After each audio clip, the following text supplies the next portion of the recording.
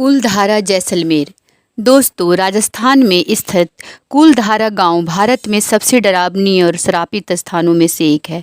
तो चलिए जानते हैं कुलधारा के श्राप की कहानी।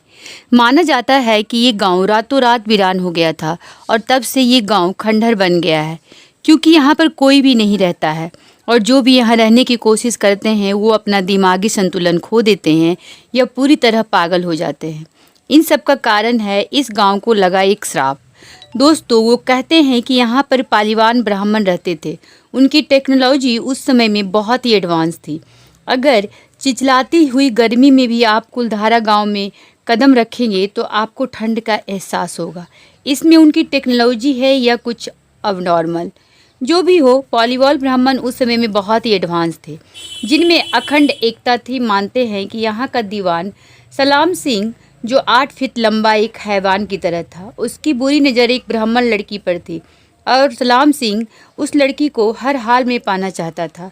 सत्ता की ताकत में चूर सलाम सिंह ने गांव वालों को धमकी दी थी कि अगली पूर्णिमा तक तुम लोगों ने लड़की नहीं भेजी तो गांव को तबाह करके लड़की ले जाऊंगा।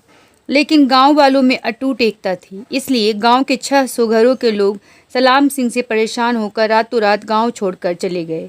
वो कहाँ गए आज तक किसी को नहीं पता, लेकिन जाते जाते ये श्राप देकर गए कि ये गांव फिर कभी बस नहीं पाएगा।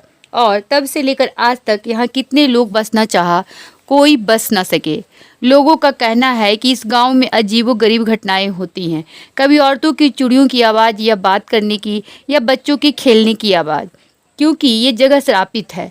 दोस्तों, क्योंकि यहाँ रहने वाले ब्राह्मण तो चले गए पर उनका श्राप आज भी जिंदा है, इसलिए यहाँ सूरज ढलने के बाद कोई नहीं जाता। यहाँ तक कि कुलधारा की देखरेख करने वाले सिक्योरिटी भी सूरज ढलने के बाद यहाँ से चले जाते हैं। दोस्तों, अगर आपको यकीन नहीं आ रहा है तो आप एक बार कुलधारा जाकर आजमा सकते हैं। तो दोस्तों, कुलधारा की कहानी आपको कैसी लगी, सच या झूठ, आप कमेंट करके हमें ज़रूर बताएं।